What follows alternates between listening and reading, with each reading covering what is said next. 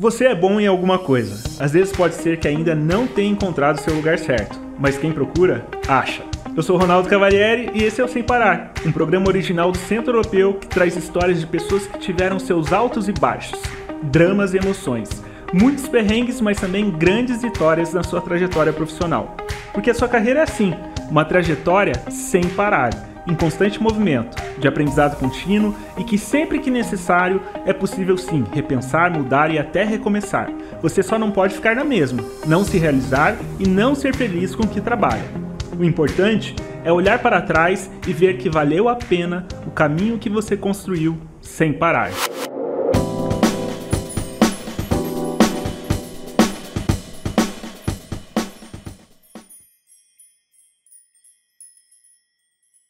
Olá pessoal, sejam bem-vindos a mais um episódio do Sem Parar. Hoje nós trazemos nossos grandes convidados aí, estamos com o Gustavo, com a Raquel e sempre com a Rafa, né Rafa? Sim! Hoje a gente vai falar sobre algo bem interessante, né? Porque às vezes a gente tem um hobby ou tem alguma aptidão, né, numa determinada área e daí na hora de escolher a nossa profissão a gente fala, puxa, mas eu gosto tanto disso, né? Será que não faz sentido eu aproveitar e levar isso para minha carreira? Rafa, isso é natural? É natural. E isso gera muitas crises em algumas pessoas. Porque existem áreas que a gente consegue pensar com mais tranquilidade, de uma forma mais fluida, como uma profissão, mas também relacionada com essa parte de lazer. Já outras, pensando assim, como uma representação social, não tanto.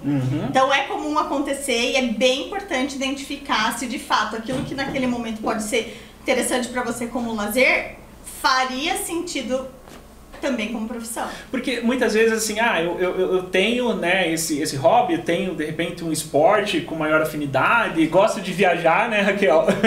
Ou gosto de assistir filmes, né, Gustavo? E daí fala, pô, pera lá, quero trabalhar com isso. Mas às vezes é a sua válvula de escape ou é o seu momento de lazer. Sim. Não tem nada a ver com o profissional. Mas às vezes pode ser também algo muito forte para você levar para sua carreira. Exatamente. Né? Acho que uma primeira coisa, já pensando aqui nesse cenário, se alguém está passando por isso, é conhecer o mercado. Acho que hoje eles vão ter oportunidade, pelo menos nessas duas áreas, de conhecer um pouquinho mais. Daí eu já começo assim, perguntando para Raquel. Raquel, você gosta de viajar? Muito. Isso teve alguma influência na sua escolha profissional?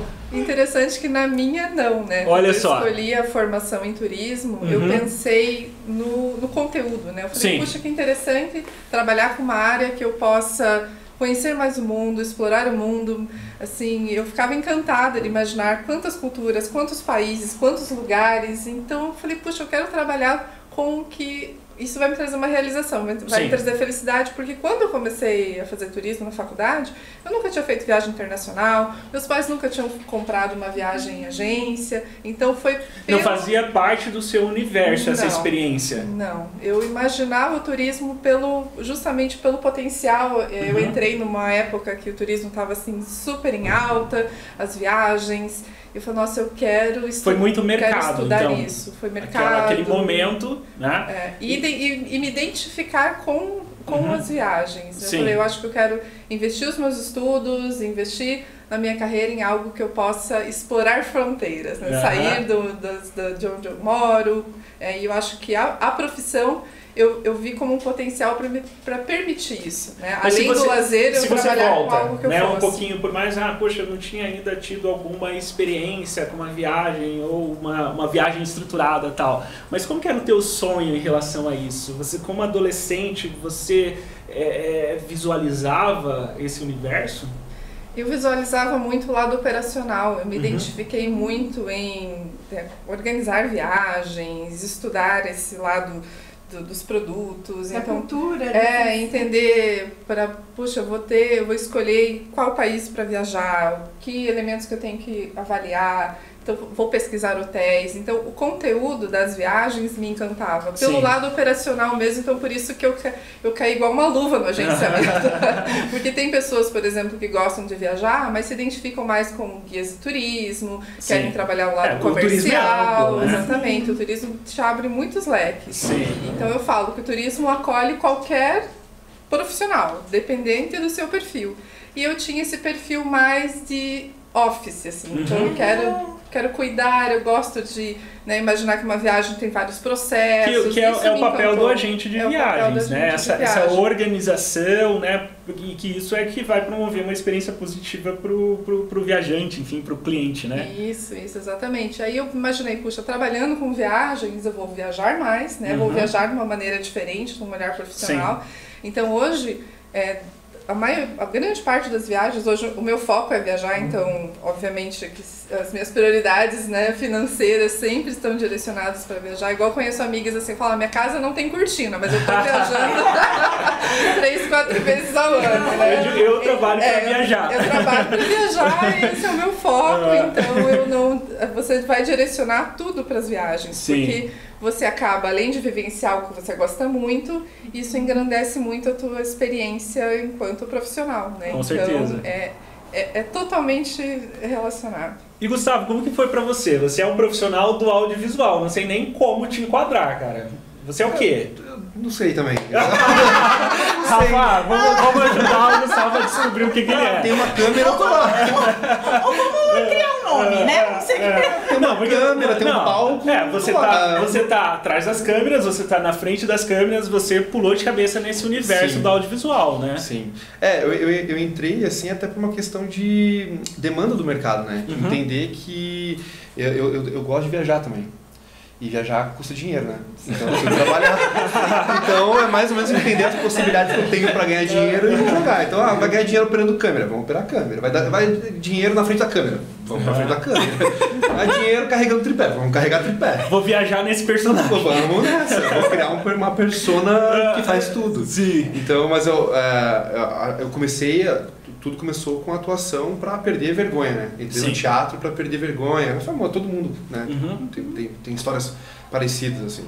Só que daí tem uma mãe, psicopedagoga, que faz numerologia, etc. E falou, isso é tua profissão. Só que eu nunca tinha enxergado isso como profissão, né?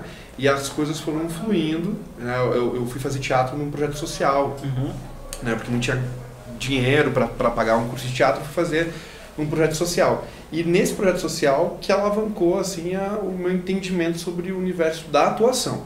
Até então, atuação.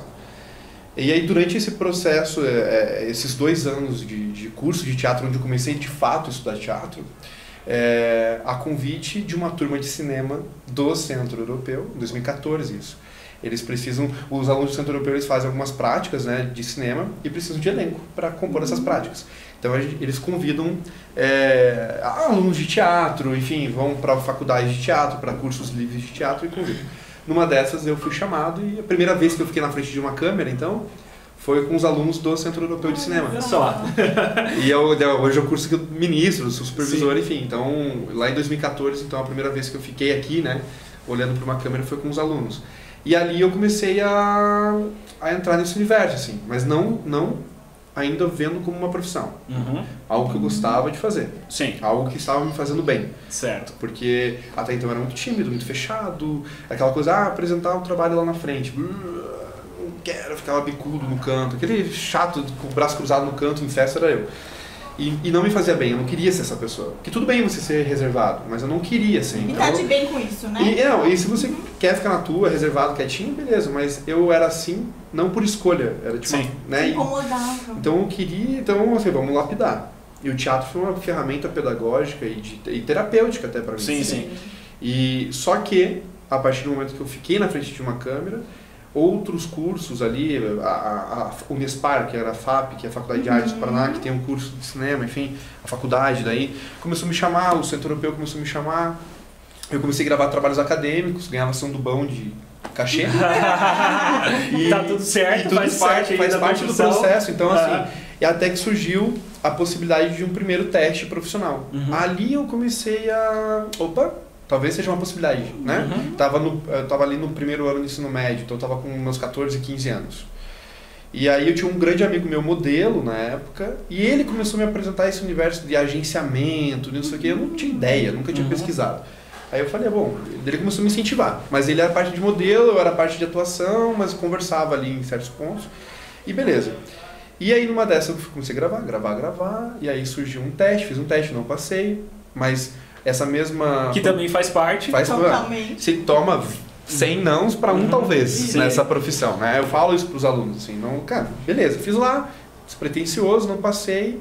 Só que essa mesma produtora, eu não passei por uma questão de perfil, me chamou para um segundo, que eu fui pré-aprovado, mas ainda não entrou a grana para fazer o filme, não teve filme, também acontece. Às vezes não é só culpa sua, né? E aí no terceiro teste com essa mesma produtora rolou o primeiro papel, aí rolou o primeiro cachê, primeiro trabalho profissional.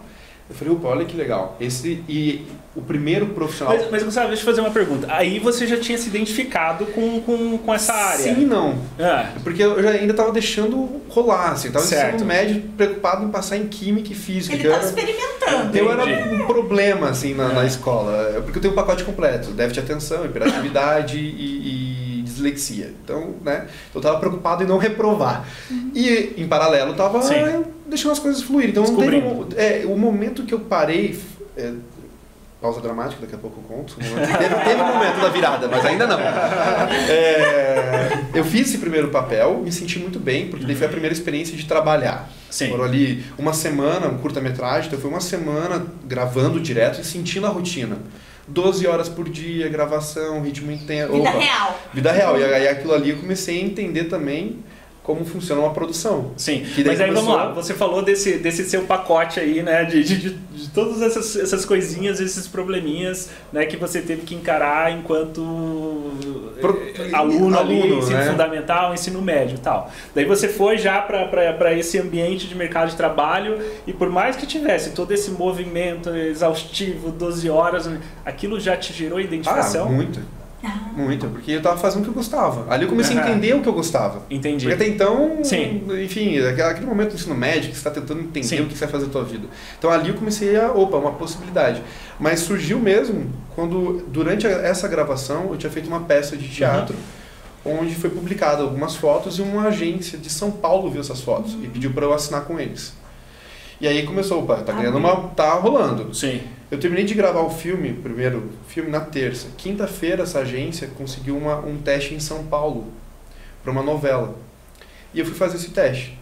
Então, de repente eu estava gravando o meu primeiro trabalho numa terça e quinta-feira eu estava na Rede Globo. Olha, temos um global no nosso podcast hoje. E aí eu fiz numa quinta-feira um teste para a Rede Globo, despretensioso, novela das 7. E aí depois de 3 meses me ligam falando, era também uma sexta-feira, assim. Terça-feira a gente precisa de você no Rio, morando no Rio. E ali, daí larga a escola, tava indo pro terceirão. Que ótimo, larga a escola. Larga a escola, não. Eu terminei o terceirão à distância, né? Porque gravação não tem como. E aí depois que eu terminei a novela, fiz uma novela inteira. Depois que eu terminei de gravar a novela, que eu volto, e aí é a hora de me colocar na faculdade, ali eu tomo a decisão. Então eu gravei um filme, gravei uma novela inteira para depois tomar a decisão de tipo, não, é isso que eu quero pra minha vida. Ronaldo, aqui eu quero fazer um apontamento. Você teve uma experiência que poucas pessoas têm e que é enriquecedora e é o recomendado, se a gente puder manipular de alguma maneira aí esse início de carreira, no sentido de manipular mesmo, de se expor a situações. Passar por experiências diferentes. Porque quando tá nessa fase do ensino médio, é isso, é escola, vai à tarde para aulas complementares, um curso de línguas, ou um esporte, ou isso e aquilo, ou fica em casa olhando pro teto, fazendo nada no computador, isso e aquilo. Então você teve essa oportunidade de se expor, sentir, se perceber. Você podia ter ficado nesse primeiro momento e ter falado, nossa, nada a ver isso comigo. Bom, foi lá que ele começou para me soltar e daí é só se expondo que a gente consegue sentir, né? Porque daí você sente aquilo. Que faz sentido ou não e vai construindo. Não, foi um privilégio, assim, uma oportunidade de poucos, assim, começar já, e dentro de uma grande produção, né, que é geralmente onde as pessoas colocam num sonho, né, tipo, Rede Globo, novela, etc. Então, sentindo tudo aquilo, e não foi nada fácil, né, foi um processo muito maluco, assim, porque, enfim, não vou me estender, senão eu vou ficar falando um monte, mas eu fui demitido no primeiro dia. Acho que ele deveria contar. Não, tá. Deixa eu segurar aqui o que eu tinha pra falar, fale, Gustavo. Porque assim, fui exposto ao mercado de trabalho, mas eu fui demitido da novela no primeiro dia. Deu ruim. Com 16 anos, eu tive a minha primeira demissão no primeiro dia de trabalho. E a sua primeira frustração profissional, talvez. E aí eu falei, não quero mais isso pra minha vida, porque eu fui gravar num sábado, doente, tipo, tava mal, emocional, assim, febre pra caramba, e mal, e etc. E desenvolveu também infecção pulmonar, assim, na época. E tem a ver com o ar-condicionado do Rio de Janeiro também.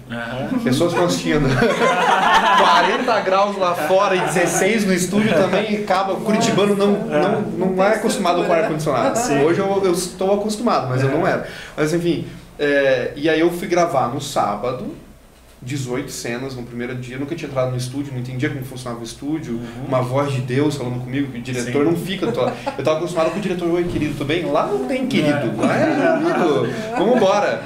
E aí de repente começa a me assustar, porque aqui eu tava num Curitiba, conhecia todo mundo tratava, né, tipo, oi Gustavo, lá, meu amigo, bora.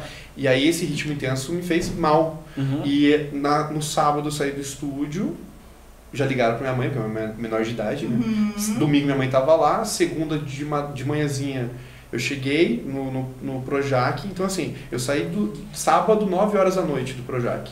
Segunda eu cheguei no Projac 7 horas da manhã. Então de 9 da noite de sábado, eu falo isso para meus alunos, para as 6 da manhã de segunda, eles acharam 3 caras iguais a mim para me substituir. E eu cheguei lá e estavam os 3 fazendo testes pro meu papel.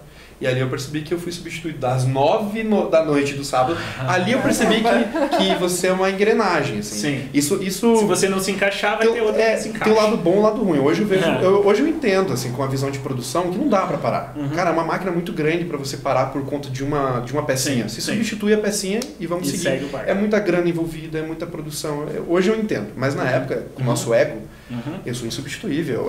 Meu amigo, você não é. Era adolescente. 16 anos. Então, assim, primeira frustração master, assim. Então, assim, daí segunda-feira eu falo, cara, vai entrar outra pessoa no outro lugar. Terça-feira eu tava em Curitiba, fazendo um tratamento pulmonar. E aí... E psicológico. E muito. Eu falei, eu vou fazer medicina, vou fazer engenharia, sei lá, alguma coisa na minha vida. Só que menos de uma semana, por questão contratual também, e enfim, pelo universo, é uma força maior, o autor da novela, os autores no caso, Alcides Nogueira e Mário Teixeira, eles me ligaram e escreveram outro papel para eu voltar. Que legal! Então eles me deram uma segunda chance ali, a qual eu voltei. Sensibilidade também. Só que eu voltei, sim, foi um ano, eu digo assim, que foi muito importante para mim, mas não foi um ano bom. Foi um ano que eu fiquei, tipo, num processo depressivo, não sei o quê, que não foi gostoso, não foi prazeroso gravar, mas foi importante. Sim. Hoje eu vejo isso como uma coisa muito importante, mas ficaram questões ali, assim, para serem tratadas, mas ao mesmo tempo hoje eu vejo que isso me amadureceu muito como profissional e me colocou numa visão hoje, como eu migrei também, a partir do momento que eu estudei cinema no Centro Europeu, ganhei uma bolsa para estudar, enfim, e comecei a migrar para essa experiência por trás das câmeras, hoje também me ajuda a visão do tipo de direção que eu quero ter. A sensibilidade como diretor, como produtor que eu quero ter com meus talentos. Você sabe a experiência que você teve. A dor e a frustração que isso causa. Então hoje eu vejo que tem um lado mais humanizado da minha parte, porque eu sei o que é estar ali, né? Então eu acho que eu fui buscar direção e produção, estudar como cinema para me agregar como ator. Eu não esperava que eu começasse a trabalhar com isso.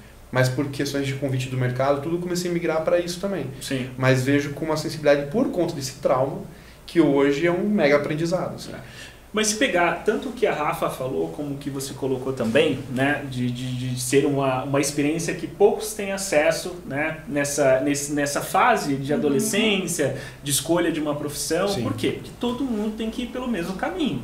Né? Nós temos um modelo de ensino que é defasado, agora tem toda uma iniciativa aí de tentativa de mudança com o novo ensino médio, mas que ainda é uma construção também, né? No sentido de abrir um leque de experiências diferentes para o estudante. Né? Por quê? Porque ele não tem só que passar pela matemática, pela química, pela biologia e entender que todo mundo é igual. Pô, pera lá, você lá tinha que dar conta de passar de ano, mas você tinha um talento para outra coisa que o modelo escolar padrão não explora. Não atende. Não atende, né? E agora, no novo ensino médio, tem algumas trilhas que são opcionais. e cada um vai seguir aquilo que faz sentido. Para quê? Para que o aluno possa ter experiências diferentes e isso auxiliar na escolha da nova da profissão, né? Só que é bem delicado, né, Rafa? Porque a gente tem essa escolha muito cedo, né? As pessoas ainda não sabem bem o que são, o que querem. E não tem a né? oportunidade de ter a experiência profissional, né? Isso. Porque é do mercado de trabalho que você vai saber, né? Por exemplo, é legal a parte da viagem, né? Tipo, você não... Você estava relatando ali que também não teve uma escolha porque eu viajo e quero fazer. Não, você não tinha a oportunidade de viajar, mas já imaginava que seria legal. Mas assim... Imagina que legal se você tivesse a oportunidade de fazer, né? Eu acho que se todo mundo tivesse você não compra um carro sem fazer um test drive, né? Então você tem que fazer um teste, só que eu acho que... Mas assim, na minha área eu acho legal porque, não sei se conhecem o Estadual do Paraná, que foi onde eu comecei, lá tem o técnico, por exemplo. Então tem o técnico... então, eu comecei a fazer teatro lá. Tem o técnico de artes dramáticas para o ensino médio. Então, você ao invés de fazer o ensino médio regular de 3 anos, você vai para o técnico de 4 anos, que algumas matérias vão ser adaptadas e vai incluir para um estudo artístico. Mas é um colégio, muito legal que seja o colégio estadual, esse modelo, mas ele não é muito funcional em relação ao mercado de trabalho. Sim. Tipo, é muito legal, ele te prepara, te dá a carteirinha profissional, você já sai um ator teoricamente profissional, né? Mas essa experiência da troca, tudo que é uma coisa que a gente tem que batalhar para colocar no ensino, né? Por isso que a gente luta também, e não vou vender o peixe sem vender o peixe, né? Mas a gente tenta sempre inserir com os cursos aqui no Centro Europeu. O mercado técnica, porque os alunos chegam. Eu gosto de assistir filme no Netflix. Legal, já é um começo, eu gosto de cinema, mas fazer cinema... A gente entra às vezes numa coisa, fazer cinema, grande, Netflix, orçamentos multimilionários. Meu amigo, realidade, espero que você chegue lá, mas vamos dar uns passinhos. Qual o percentual chega lá? Exatamente, vamos entender como é que funciona para ver realmente até que ponto você quer, porque eu vejo assim, infelizmente, eu não sei como é no turismo, assim. Porque eu super faria para viajar. Vou criar viagens maravilhosas, fazer uns pacotes maravilhosos. Mas o cinema eu vejo que tem uma frustração daí. Eu chego, vou fazer cinema, vou estudar cinema lá, o Gustavo tá me mostrando um orçamento de 200 milhões de dólares porque eu assisti Marvel no cinema, eu vou fazer também. Calma, e aí a ansiedade, aquela coisa, eu acho que também tem a questão da pressa. Né? Dissocia da realidade. Eu também sou ansioso. Eu também quero fazer um filme de 200 milhões de dólares, né? Quem não quer? Mas a gente sabe que por uma questão de mercado brasileiro, de várias questões mercadológicas, não é impossível, mas é difícil, né? E é de conhecer essa realidade com dados, né? Sem embasamento. Não é pra ficar viajando sem ter um mínimo de consistência. E não é jogar um balde de água fria, né? Falar, desanimar, né? Tipo, o mercado é difícil, meu Deus. Mas botar uma realidade diferente. Mas Gustavo, eu acho que isso também vai de encontro à nossa temática aqui da aptidão, né, do você se identificar com aquilo que você faz. Porque nenhuma profissão vai ser aquele mar de rosas, né? E vai ter uma série de dificuldades, vai ter as frustrações, enfim, mas você se identifica com aquilo, você tem prazer em realizar aquilo e é onde faz com que você siga o barco. Né? Então, e isso é em tudo, né, Raquel? No turismo é diferente. Até tem uma escolha até madura pela profissão, porque daí as pessoas começam a viajar por lazer, né, nas suas férias, e elas começam a se identificar com o processo de planejamento e organização daquela viagem. Falam, nossa, como seria bom fazer isso a trabalho, né? Eu me identifico, eu sei que eu faço isso bem, os meus amigos pedem para organizar os roteiros deles. Então eu tenho muito esse feedback, que as pessoas vêm procurar o curso em diferentes momentos, porque vem essa oportunidade e as pessoas querem trabalhar com algo que as façam feliz. Então a gente vê muito essa transição de carreira, eu acho que hoje dos nossos amigos, né, com as pessoas que a gente convive, vem de áreas mais estruturadas, então vem da medicina, né, vem do direito. As profissões mais tradicionais. Profissões mais tradicionais, porque talvez lá no ensino médio não houve nenhum estímulo para o turismo, né, por exemplo, é uma área que não é tão incentivada nesse momento, mas ela vai com as suas viagens se identificando e percebendo que isso pode fazer elas felizes e elas deixam, né? Então a gente tem alunos, por exemplo, que abandonam carreiras de grandes... Eu tive uma que mais de 10 anos, mestre, abandonou a Renault. Tem uma agora que fez mestrado, doutorado na França em biotecnologia, está aqui porque eu vou fazer o que eu gosto. Então isso, o turismo, que abre ele mão, conecta às muito. vezes da questão financeira, né, bem já definida, ou até mesmo dos títulos, que a gente tem muito apego, nossa, mas eu fiz faculdade, eu fiz uma especialização, vou deixar isso para trás, né? Mas para se encontrar. Para se encontrar. Uma coisa que você falou que eu acho bem importante, Rafa, e eu acho que talvez isso seja trabalhado também dentro da orientação profissional, que é você se perceber através dos outros, né? Como você falou, porque as pessoas pedem, né, os meus amigos, família, para ajudar a organizar o roteiro, né? Então, eu acho que isso tem muito a ver, porque, você é algo que as pessoas começam a perceber que você faz bem, que para você é algo prazeroso e que aquilo realmente pode depois virar uma profissão. Né? No meu caso, eu fiz uma leitura até, eu acho, equivocada, né? Porque eu sempre gostei da questão espacial, assim, sabe, de organizar as coisas, mudar a questão da casa e tal, e eu acho que o elemento que eu tinha como estímulo, né, para me ligar numa possível profissão era o jornal de domingo.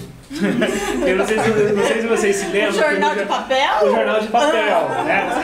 Faz muito tempo, né? Mas no jornal de papel tinha, né, aqueles lançamentos, os prédios que vinham as plantas, não sei o que. Gente, eu passava horas ali, sabe? Olha essa planta, olha essa solução, não sei o que, esse prédio, essa estrutura, babá, né? Tanto que daí eu fui fazer engenharia. Né? Mas por que eu digo que foi uma leitura errada? Porque na verdade eu me identificava mais com a arquitetura, né? Só que daí eu tinha um conflito de que eu era muito bom em matemática e muito bom em educação artística, né? E a matemática eu acho que era da minha natureza, né? E a educação artística era o que me dava prazer, né? E daí dentro, né, daquela coisa cartesiana do mundo analítico, vamos, a educação, né, artística é lazer. Exatamente. A matemática vai virar. Só que imagina, eu não soube interpretar a junção da educação artística com a matemática para a arquitetura, né? Sim. E vamos para o lado mais tradicional, aquilo que vai, né, te dar uma possibilidade financeira maior, e fiz a engenharia, tanto que daí hoje eu não atuo com engenharia. Bom pra nós. Mas aí assim, poxa, dentro do que eu faço, talvez se eu tivesse feito arquitetura hoje eu estava atuando como arquiteto. Né? É um risco. Ficamos lá. Mas assim, claro que a vida também, né, dentro do conceito de carreira, né, Rafa, que a gente vem discutindo aqui, é um caminho, né, de construção, né? Então comecei desse jeito, na verdade comecei antes e tal, mas isso foi uma parte que agregou, mas eu fui entendendo aquilo que eu tinha aptidão e que me fazia bem. Né? E daí você vai mudando, você vai modelando. São arquitetos, né, de carreiras. Né? Olha, bonito isso. Olha só, olha pessoal, eu sou arquiteto de carreiras. Acabou, o currículo agora é isso. Agora a gente tem que achar o seu nome. Severino do cinema. Severino do cinema. Qualquer coisa. E eu acho que eu acho que isso que é o bonito, né? Essa plástica, né, que envolve a nossa trajetória profissional, né? A gente não precisa se apegar e a gente não precisa escrever em pedra, né? Eu acho que é essa busca da identificação, que daí, pelo menos aqui eu estou usando o termo, né, de aptidão, né? Eu tenho aptidão para isso, ou seja, eu tenho habilidades, eu tenho competência para entregar algo de valor dentro dessa área de atuação, né? E daí a gente pode acertar de primeira, né, Rafa? Que é raro, né? Ou a gente pode ir tentando isso ao longo do caminho, né? Porque enquanto a gente tiver energia, né, e puder contribuir para a sociedade, tá valendo essa mudança. E é o que a gente vê em sala de aula, né? Sim. Se a gente olha tanto para os nossos alunos de turismo, ou de filmmaker, ou de cinema, esse pessoal que está se encontrando agora dentro desse novo universo, né? Valorizando o momento, né? Assim, o trabalho faz parte da nossa vida, então Sim. A gente tem que ter prazer com o que a gente faz, e eu acho que a gente tem que fazer diferença para as pessoas também.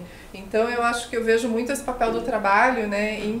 Esse trabalho com propósito, né? Em eu justamente poder fazer o bem. E a questão financeira acaba sendo uma consequência, porque a gente vai agregando, né, atividades, a gente que trabalha, né, que concilia, né, a nossa atuação profissional justamente com a sala de aula com o mundo acadêmico, da gente poder justamente ter essa troca constante, né? Porque eu sempre digo isso, assim, porque eu me encontrei em duas profissões, né? Que é a docência e é o agenciamento ser empresária. Eu peço para que peço para nunca precisar escolher entre uma ou outra, porque uma alimenta a outra. Eu gosto muito, né? E às vezes eu acho que a gente tem que estar aberto a se descobrir, né? Eu nunca imaginei ser professora, isso não estava na minha mente, isso aconteceu. E hoje eu sou muito realizada, assim, em sala de aula. Nesse papel. E nesse papel, porque eu tenho essa troca. Eu falo, puxa, Raquel, você tem vocação, você faz isso muito bem. E aí eu começo a pensar lá atrás, eu falo, gente, isso não estava, né? na minha ideia, mas eu me permiti experimentar, que eu acho que é muito o que você fez também, né? Olha, tem uma oportunidade para dar aula, estão precisando urgente lá de uma professora, que aí quero. Eu, do contrário de você, eu já sempre adorava falar, ler na missa, ser representante de turmas. O que me pedisse pra falar, tá no palco, eu ia sem problema nenhum. Mas o dia que eu entrei em sala de aula pela primeira vez, eu perdi a voz, de tão nervosa que eu fiquei. Então, às vezes acontecem umas coisas, né, que a gente tem que driblar, assim, realmente os desafios, as dificuldades, e entender se isso te faz bem, se isso também reflete para as pessoas, né, se você está tendo uma entrega boa, que as pessoas reconhecem a função do seu trabalho. E eu acho que é assim que a gente vai buscando trabalhar, né, converter o que a gente faz o hobby, né? Digamos, eu gosto muito de viajar e quero ser agente de viagem. Sim, é possível. E, aliás, a nossa profissão é muito mais fácil ainda porque a entrada é muito acessível, né? Então, não é difícil você abrir uma agência de viagem. O difícil é você mantê-la, né? E ter clientes e ser um bom profissional. Mas abrir, não. E, ao mesmo tempo, as pessoas sabem que a gente não pode se aventurar nas profissões. Não basta gostar e achar bonito ser agente de viagem, né? Ser um produtor de cinema. Eu acho que a qualificação, né? Vai fazer a tua diferença enquanto profissional, isso é importante. E mais uma vez a gente não consegue sair do sem parar sem chegar no aprendizado contínuo, né? Que é realmente isso, né? Essa capacitação, né? Que vai levar a descobertas, né? Então você veja, o Gustavo começou ali até por uma orientação mais terapêutica, né? De trabalhar essa questão da desenvoltura, da timidez, e isso abriu para ele um universo que hoje é o seu dia a dia, é a sua profissão, né?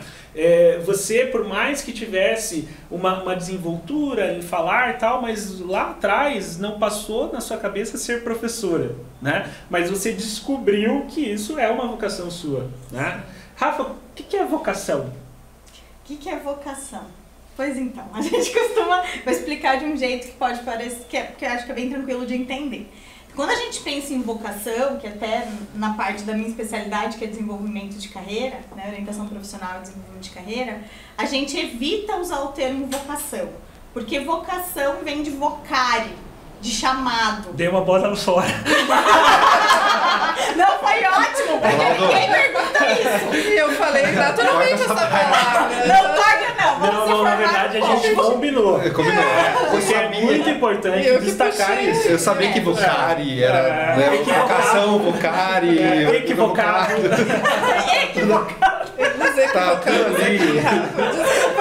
Na década de 1300. Gente, a Rafa cuida da parte de carreira e eu do life angular. Então, pessoal, tá bom. Mas é bem por aí, é bem importante falar sobre isso. Porque muitas pessoas falam, eu quero fazer o bendito do teste vocacional. Gente, pode fazer, pode achar. Isso vai te ajudar? Duvido. Só isso não é o que resolve, né? Mas então vem nesse sentido de vocação, de vocare, de chamado. Então nós usamos essa referência de vocação nessa perspectiva de carreiras que são, por exemplo mesmo, quero seguir o caminho, quero ser freira, quero me tornar um padre, muito mais nessa direção. Tanto é que nesses meios eles usam isso o tempo todo, né? É um termo bem presente mesmo. Muito presente. E na nossa reprodução, no discurso, é isso que a gente escuta e vai escutar. Mas como senso comum, tirando a parte técnica, quando a gente fala de vocação, é isso, daquilo que é o seu chamado mais natural, que é mais fluido, que você se reconhece, sensação, assim, eu nasci pra isso, né? Sim. Nossa, eu tô no meu lugar porque eu nasci pra isso, né? E tô aqui, e hoje a gente chamaria então nessa questão da teoria do flow, por exemplo, que você tá fluido, nossa, eu tô aqui, tô curtindo, não vi a hora passar, não foi difícil pra mim estar aqui interagindo com vocês, isso e aquilo. É muito natural então, essa entrega. E quando a gente pensa daí em carreiras, profissões ou atuações em específico, a gente também vê muito do que se aproxima dessa questão da vocação do chamado para atletas de alto desempenho, por exemplo. Que é uma coisa que desde lá, óbvio, são anos e anos e anos de treino, de técnica. No entanto, desde muito cedo já ligaram o alerta e perceberam que tinha ali uma tendência. Questão musical, a questão até artística. Que daí pega também os talentos naturais. Isso, que, sabe?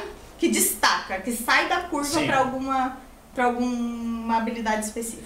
Mas nesse caso, né? Então vamos pensar, né? O Gustavo é ator. Certo. Mas ele teve que desenvolver essas habilidades. Sim. Então não é vocação. Eu não sei.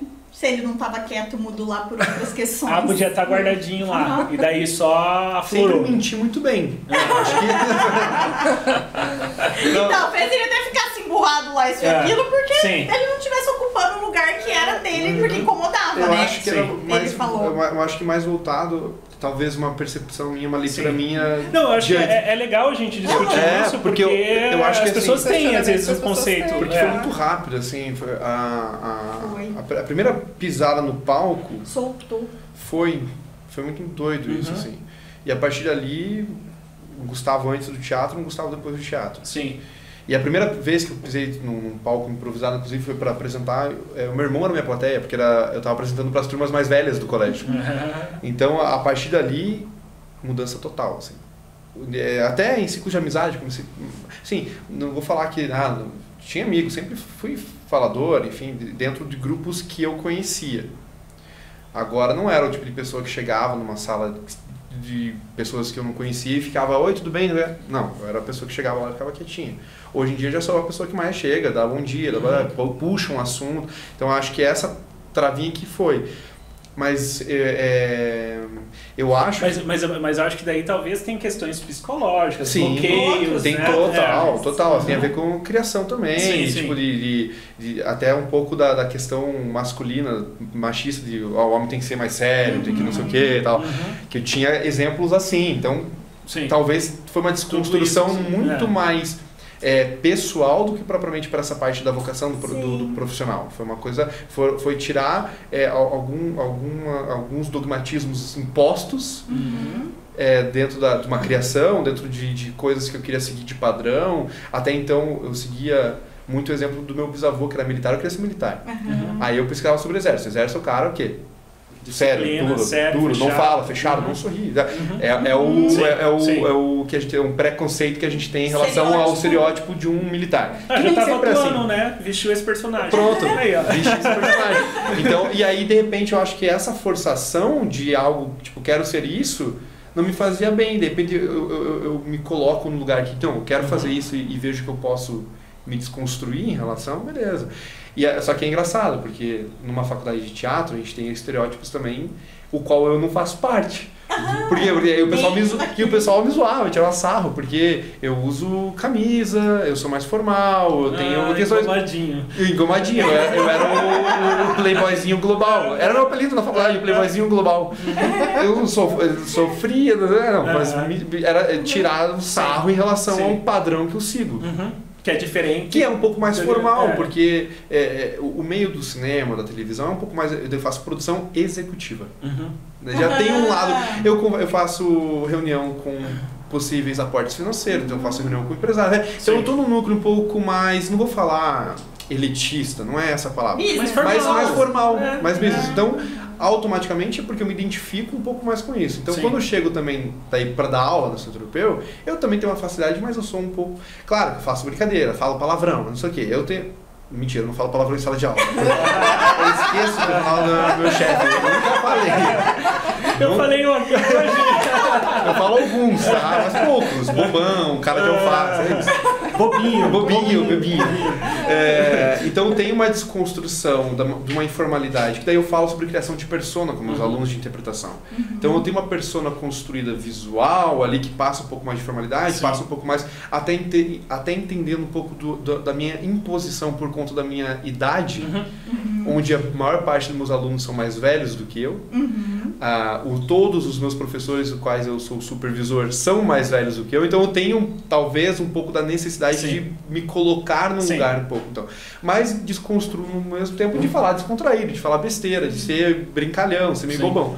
Então eu criei essa persona, assim. Mas voltando lá no início, assim, da questão se eu tinha vocação, etc., eu na humildade, considero que sim. Porque foi muito natural, foi muito fácil. Né? Foi fluido, assim, claro. Que daí eu entendi que eu caí quase na besteira da parte de, tipo, não preciso de faculdade para isso, não sei o quê. Não vou falar que, tipo, nós conhecemos grandes atores e atrizes que nunca fizeram um curso, nunca estudaram. Mas são fora da curva, assim, Isso, né? São pessoas que, assim, daí se vê um músico com um ouvido absoluto que nunca fez uma aula de guitarra e toca pra caramba. Então, daí são seres extraordinários. Então, assim, tenho facilidade de decorar texto? Naturalmente tenho. Tinha facilidade de criar coisas que eu não percebia, que eu escutava de um feedback de uma direção, tipo, cara, isso foi muito legal. Pô, mas flui natural, tipo, não pensei. Não foi uma coisa, o método que eu consegui, etc. Só que daí, a partir do momento que a gente consegue pegar numa bagagem, entender o que é esse tal de método. Todo mundo fala do método. Eu falei, que método? O que é esse método que todo mundo fala? Stanislavski, que xingamento é esse? E aí, de repente, você começa a pegar a bagagem, conhecimento. Entrei na faculdade, meio forçadinho, mas entrei. De repente tá lá e começar a entender que aquilo faz sentido e muitas vezes não faz sentido. Você vai aprimorando. Você vai aprimorando. De repente tem algumas habilidades que você já tinha. E vai embasando, né? Mas aí tem uma diferença da atuação, que é muito mais... Eu falo isso muito claro para os alunos, assim, não tem fórmula. Cara, se você trava, tipo, assim, tem como melhorar, mas não tem como eu transformar uma pessoa em uma atriz, um ator. Tipo, não tem como.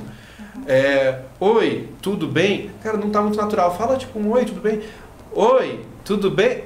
Cara, e tem pessoas que não conseguem desconstruir. E tá tudo bem. Né? Tem cada um no seu quadrado. Feliz em outro lugar. Que é um pouco diferente do cinema, por exemplo. O cinema é super artístico, mas tem um lado bem técnico. Que daí você tem que estudar. Que daí isso dá pra aprimorar. Pra você operar uma câmera, fazer cálculo matemático de exposição de luz, etc. Não adianta, eu nasci sabendo... Não. Isso você vai ter uma visão, a qual um diretor de fotografia... Eu não tenho uma visão de diretor de fotografia. Eu tenho uma visão de direção, então eu gosto de enquadrar, etc. Mas o diretor de fotografia tem muito mais visão do que eu. Então, essa parte da visão, eu vejo que ele aprimora, mas ele não consegue criar isso lendo um livro. Agora, a parte técnica de execução, de como montar um tripé, onde eu aperto um parafuso, isso ele tem que estudar. Então, eu falo, você tem que ter a predisposição a isso. Eu acho que você nasce com a questão artística. Acho que a arte é muito... Essa parte artística você tem que nascer com a coisa. É sensorial, né? É sensorial. Você tem que aquilo quando toca, é diferente. Acho que vem até da infância, né? Às vezes a gente fala assim, do que você gostava de brincar, né? No nosso último episódio a gente falou sobre isso. Que isso vai te mostrar, né? Eu brincava de escritório, gente. Pensa, eu brincava de escritório. Ai, que criança! Eu brincava de fechar planilha orçamentária. Mas se for voltar, né, nessa coisa da infância, eu sempre gostei muito de desenhar e desenhava muito bem e não tinha nenhum curso, não tinha nada. Era uma coisa minha, né? E fazia, e sempre assim, pegava os cadernos, as apostilas dos amigos e eu desenhava nas capas, eu desenhava na carteira, daí a zeladora falava, putz, que dó de apagar, tá tão bonito, entendeu? Mas era uma coisa minha, né? E por isso, daí quando eu falei da arquitetura, porque a arquitetura tem muito disso, dessa entrega visual, né? De você criar soluções, né? Enfim, mas eu fui perdendo daí, né? Então, mas também eu fui descobrindo outras coisas, né? Mas nunca é tarde. Não, nunca é tarde. Não, mas eu acho que daí isso ficou no campo do hobby.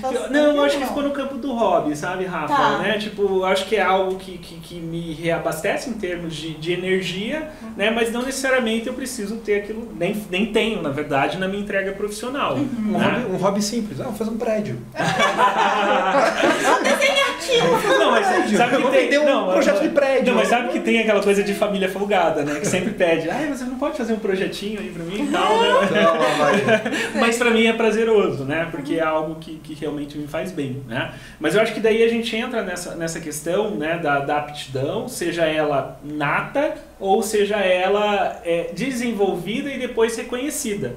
Né? Então, poxa, me encontrei como professora, né? Claro que teve todo um caminho que te colocou naquela situação, né? E você falou, poxa, né? Gosto de fazer isso. Mas você teve que se capacitar para isso também. Exato. Né? Então é construção, né, Rafa? É construção. Não adianta simplesmente sei desenhar e você vai ficar desenhando aleatório sem uma estratégia ou de repente sem um método para tornar isso uma profissão ou não. Então tem que fazer. Uma oportunidade, né? A gente estar atento às oportunidades e se jogar. Construindo, né? E construindo, experimentando. Porque até uma ferramenta que o pessoal de casa pode estar utilizando até para se perceber, né? É a questão da SWOT pessoal. Sim. Né? Então vamos lá, né? Isso vale para as empresas, mas a gente pode levar para a nossa realidade como pessoa, como profissional. Talvez né? as pessoas, a matriz SWOT, acho que não sei se todo mundo já ouviu falar, brasileiro traduz como fofa. Fofa, né? que trata, né, dos pontos fortes, dos pontos fracos, né, das oportunidades e das ameaças. Isso. Então, pontos fortes.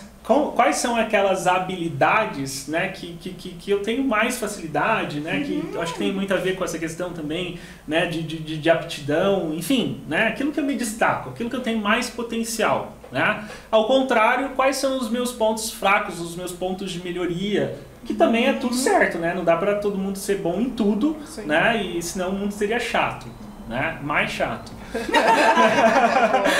Mais chato. Mas é no sentido também, a gente já conversou sobre isso, falar, pera lá, dentro da minha atuação profissional eu sou bom nisso, mas tem algumas coisas que eu posso melhorar. Você precisa melhorar em tudo? Não. Né? Até mesmo porque deixar outro profissional fazer aquilo, né?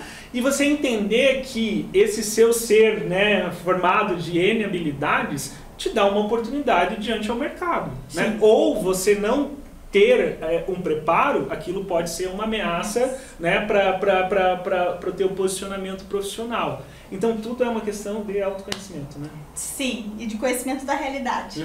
Né? Pra ir juntando as peças. Cruzar quem você é, aquilo que você pode entregar e aquilo que o mercado precisa, né? Que daí volta também no Ikigai, né? No Ikigai. O que você ama, o que o mercado paga, o que... Sim. Qual que é o seu propósito de sair da cama todos os dias? Deixa eu fazer uma pergunta, assim, uma dúvida que eu tenho, assim. Até que ponto é saudável ou não você estabelecer metas? Por exemplo, eu tenho uma dificuldade de me colocar, tipo, eu sou mais, deixa acontecer, né? Deixa acontecer, mais artístico. Deixa rolar, se rolar, rolou, mas aí rolam, né, tem as viagens que eu quero fechar, então tem que fazer acontecer. Viagem de cinema é um tema que dá muito certo, né? A galera ama visitar sets de filmagem. Tem muito aluno de videomaker vindo pra fazer vlog pro YouTube de viagem.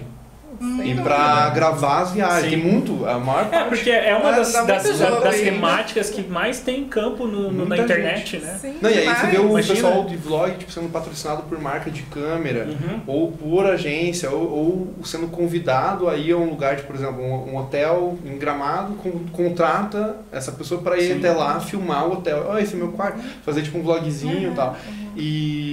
Tem parênteses, até mesmo porque viagem é combustível pra vida, né? Sim, pelo amor de Deus, gente, bom, a minha filha de 6 anos disse que quer ser blogueira de turismo. Eu acho que eu tô vendendo pra eu acho que você deveria escutar. E aqui, ó, aqui resolve, né? Você resolve uma parte, você resolve direcionamento de carreira pra Isabel, hein? Que tal? Curso de preparação e de videomaker. Podia fazer uma colônia de férias pra ensinar, já que estão com o celular na mão. Pronto, a minha filha tem 6 anos também, ela já mexe melhor do que eu, acho. Mas essa nova geração, né? Pois é, antigamente eu quero abrir uma agência, escritório, hoje em dia eu quero pegar o celular, ser feliz. Exato. Mas em relação a metas, assim, porque é uma coisa que eu me coloco às vezes em dúvida e vem algum aluno questionar e fica, rapaz, não sei, nem eu sei, pra mim, imagina pra você. De estabelecer metas, né? Certo. Tipo, até que ponto isso pode ser um combustível pra eu vou chegar lá. Organizador. Ou uma frustração, né? Porque eu vejo que muita gente coloca a meta e daí se frustra e acaba indo pra um lado. E artista é tudo 880, né? A gente é super tipo, vamos fazer, vamos. Daí amanhã a gente acorda, não. A gente é 880. Eu vejo que eu sou 880. Eu sou muito 880 na minha vida. Isso é bom e ruim. O bom é porque vamos fazer, vamos e eu... Atitude, vai. Cabeça. E aí tem o lado ruim que quando daí, não, acabou. E é isso, né? Sou intenso. Mas daí eu fico nessa dúvida de meta. Assim, então, assim, o que é saudável? Depende de cada pessoa. Então, tem pessoas que têm um perfil e uma tendência a se organizar e se sente realizado e feliz quando vai lá e anota e planilha e vem, mensura e monitora. Meta. Então, aquilo pra aquela pessoa sabe, saudável mesmo. Outros que daí é mais ou menos, e outros que nem pensam nisso. E o que acontece? A gente sabe, digo a gente, comunidade que estuda, né? Realização de sonhos, objetivos, metas. Que quando a gente, de fato, tem clareza, meta específica, temporalmente adequada, que seja desafiadora, mas que não seja uma coisa sem noção, cada coisa no seu tempo, enfim. Factível. Factível. Isso ajuda a conquistar os objetivos. Então, isso é um fato. Ajuda. No entanto, vai depender de como cada pessoa vai usar isso. Mas é importante, sim, ter clareza de onde quer chegar. De alguma maneira. Eu quero chegar lá. Mas não precisa ser aquela coisa, daqui 10 anos, daqui 5 anos. Não, começa no dia a dia. Sua semana. Quais são os seus objetivos para essa semana? Então, essa semana eu vou pro podcast.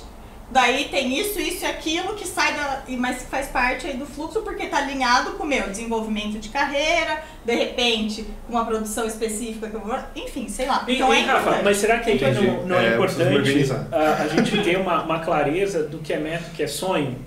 Claro! Porque o sonho, eu acho que ele serve como motivador, sabe? Eu quero alcançar isso, quero viajar para não sei onde, quero, né? Enfim. Mas as pessoas, às vezes, elas chutam muito alto. Muito. Né? Então, daí elas vão estabelecer uma meta que talvez não seja possível naquele momento. Que a importância de ser uma meta alcançável. Né? Então, por quê? Porque você precisa ter um norte, né? Para onde que eu vou, porque senão qualquer lugar vai servir. E às vezes você vai chegar e falar, putz, não era isso. Isso envolve escolhas, envolve saber dizer não, né? Exatamente. A gente precisa também de saber o que não serve para nós ou o que não é conveniente para o momento. Estabelecer as prioridades, né? Vixe, eu já sou o oposto, eu já vou testando tudo. Vamos fazer, aí não gosto. Eu já sou mais analítico, eu já sou do pensar, vamos jogar grande, vamos chutar grande, porque se a gente acertar no meio já é grande. Mas veja, Rafa, aqui ó, vamos analisar, né, os perfis, né? Não, isso é muito bacana, porque é importante que você seja assim dentro daquilo que você entrega na sua profissão. Sim. Né? Da mesma forma, né, como que você vai contratar um agente de viagens desorganizado? Não tem. Né? Não tem como, entendeu? Então, acho você que nem contrata, né? Vai na zoeira. Já foi me eu chego lá e vou procurar lá. Como que a gente organiza a viagem? Vamos sentindo aqui. Chega lá. Quando você chegar lá, direita ou esquerda? Se eu acordar querendo dormir em euro, tá tudo certo? Sim. Dormir Mas onde tá no hotel? Então, vem aí. Mas eu acho que, mais uma vez, aí é a graça do mundo, né? Essa diferença das pessoas e pensar que dentro de cada área existem perfis que se complementam, profissões que têm perfis totalmente distintos. Por quê? Porque o que agrega valor naquela profissão é ter essas características de entrega. O que agrega valor na outra profissão é ter essas características completamente diferentes, né? Porque se a gente inverte esses papéis, imagina, né, como seria um agente de viagens assim, deixa a vida me levar. Coitado seria dos clientes. Seria maravilhoso. Seria muito bom. Malu, você vai comprar um pacote com emoção. Você não sabe pra onde... Você tem pacotes que você não sabe pra onde você vai. Mas Gustavo, a única coisa que vai revolucionar o agenciamento. Imagina que maravilhoso, você compra um pacote que nem a pessoa que te vendeu sabe. Fala, vamos no flow. A única coisa que você ia fazer é viajar na maionese. Não, seria maravilhoso. Imagina que experiência, cara. Eu acho que dá pra pensar em planilhar, ver se é possível Faz, ó, quanto que é o budget? O budget tal. Abre algumas opções e vai indo. Você confia em mim? Tá acabando o dinheiro, volta. Vai começar a voltar. Raquel, será que estamos descobrindo um novo nicho? Eu acharia maravilhosa uma experiência dessa. Porque isso é um desprendimento, porque porque assim, ó, eu sou péssimo em organizar viagem. Inclusive já comprei várias viagens que eu não podia porque rolou trabalho. Sou odiado por algumas pessoas por isso. Mas assim, eu falo brincando assim, mas a parte da produção, por exemplo, quando eu fazer uma produção executiva, agora é bom falar para não me queimar, né? É planilha orçamentária, controle contratual, tal. Aí vira uma chavinha aqui que não. Ainda bem que tem ferramentas que colocam pessoas como essa no eixo. Exatamente. Então assim, eu olhava, quando eu estudei cinema, eu olhava a aula de produção e falava, pelo amor de Deus, nunca. Hoje eu dou aula de produção. Sim. Né? Então assim, a parte de produção, planilha orçamentária, lá, eu sou muito chato. Agora, com questão de organizar viagem, eu sou horrível, eu sempre terceirizo. Mas, ao mesmo tempo, eu não gosto de ficar... Eu não gosto de rotina. Então, assim, se eu vou viajar, eu quero essa loucura... Meu perfil. Eu não quero ter que acordar 5h48 da manhã para ir no museu que abre 6... Eu quero acordar e ver a vida. Engraçado, a gente tem os dois pontos, né? A gente tem a vida solta, mochileira que você vai, e a gente tem hoje no turismo, a gente chama de travel design. O travel design é um profissional que vai, assim, fazer um mega briefing de você, assim, tirar o da família, tirar o raio-x, o que você gosta, de restaurantes interessantes, visitas diferenciadas. Então não vou te colocar lá no museu como todo mundo vai, eu vou colocar você nesse horário para você sentar na frente de uma tela e fazer um desenho, né? Então a gente tem esse tipo de movimento já, e aí essa pessoa ela faz um desenho da sua viagem, literalmente, então mas no bom sentido. Então ela vai dizer o horário que você tem que ir para tal lugar, porque esse horário está reservado, aí você chega lá, você não precisa se preocupar com nada, e a viagem vai ser exatamente o que você quer. Mas eu tô sentindo que a viagem fica 5 vezes mais cara, assim. Eu tô sentindo que o negócio é tão bom. Eu senti a vibe exclusiva. VIP e tal. Mas justamente, eu tô vendo o orçamento explorando. Valor agregado, experiência pura. Eu já quero sair daqui com 3 clientes. Eu adoro o vendas do Ronaldo. Valor agregado. Veja bem, é uma experiência. Pra você, Gustavo. É exclusivo pra... Não me engano. Eu comecei no setor europeu no comercial. O Ronaldo era duplamente meu chefe, né? E ele muito educado falou, Gustavo, eu acho que o comercial não é pra você, né? Porque o pessoal tá fazendo teste, tudo tubarão, tudo não sei o quê. Eu não sei nem que bicho eu era, todo mundo tubarão. Eu falei, pô, você é um leão, você é um tubarão. Eu era sei lá o que eu era, golfinho. Um pássaro. Aí eu falei, pô, você é uma andorinha. Eu falei, pô, o cara do meu lado um tubarão. Não. Aí o pessoal chegava e falava, Gustavo, eu quero fazer esse curso. Eu falei, mas querido, será que é? Vende, Gustavo. Meta, tinha o alvo, né? Eu sonhava com isso. Todo mundo preenchendo outra folha, pegando outra folha. Eu na segunda lá. O Gustavo, eu falei, deixa acontecer, tá acontecendo. Não, mas ele se dava bem com as pessoas. Era do papo. Era do papo. Claro. Sabe, a experiência do Centro Europeu é chamar, tomar um café. Aí eu ficava na experiência. Aí eu ficava amigo, eu não sabia ser incisivo, tipo, compre o curso. Aí eu falava, Gustavo, vamos entregar agora? Gustavo, vamos essa cadeira do comercial aí, vamos abrir para outra. Eu acho que não é.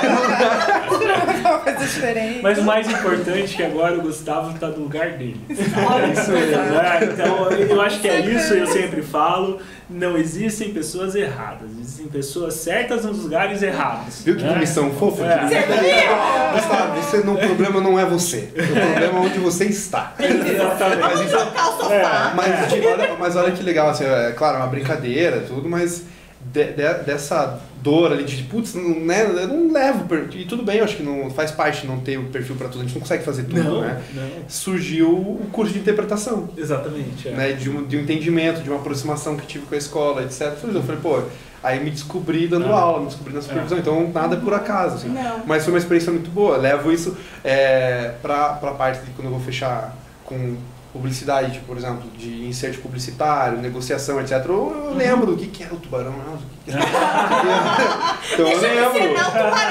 Eu lembro dos treinamentos comerciais, então isso agrega. Então por isso que eu gosto de transitar em áreas. É tão bonito isso, né? A gente vê que a carreira é tão individual e essa construção, né, das nossas experiências, frustrações e sucessos, né? E isso vai moldando quem nós somos e a nossa individualidade profissional. Eu acho que isso é lindo. E sempre agrega, né? Por isso o importante é aquilo ali, ó, sem parar. Sem parar. Carreira sempre em construção, né? Esse aprendizado contínuo. Experiências que vão agregar mesmo sendo negativas. Né? Você pegar e olhar, poxa, isso me fez abrir ali o olhar para esse outro lado, ou isso me serviu de referência, né, para outra coisa completamente diferente. Né? Pessoal, a gente está aqui chegando no fim, né? Aquela coisa de sempre, se a gente deixar, né, a gente estoura um tempo. Sem parar, né? Sem parar, as tagarelas. Te pergunto, hoje você olha no espelho, você se identifica com o que você faz, com a sua profissão? Sim. Posso dizer que, claro que tem muita coisa que eu almejo ainda, que eu quero chegar, mas hoje, por um privilégio, assim, eu digo que eu sou realizado. Você nasceu para isso? Nasci para isso. E você, Raquel? Também, extremamente feliz e realizada com a minha profissão. Realmente é muito gratificante. Você pega e fala, pô, eu levo jeito para isso. Né? Tenho a aptidão para né, mudar a minha vida e, consequentemente, com aquilo que você faz, também mudar a vida dos outros, né? Eu me considero uma profissional realizada e muito feliz. Isso é importantíssimo, né? Por isso que vocês estão aqui para gerar essa provocação, mas mais do que isso também, né, esse brilho no olhar dos alunos de se encontrarem, né, e com isso enxergarem, pô, né, eu levo jeito pra coisa, né, Rafa? E você, Ronaldo? Eu sou. Se eu for me definir, eu sou um lifelong learner. Né? Então sou um cara curioso, um cara que gosta de aprender. Cara, existe melhor lugar para estar do que no centro europeu? Né? Imagina, né? Todo dia eu aprendo um pouquinho mais de áreas diferentes, conversando com pessoas interessantes, pessoas inteligentes que me provocam, que fazem, sabe, cada vez mais eu aguçar esse meu lado curioso, né?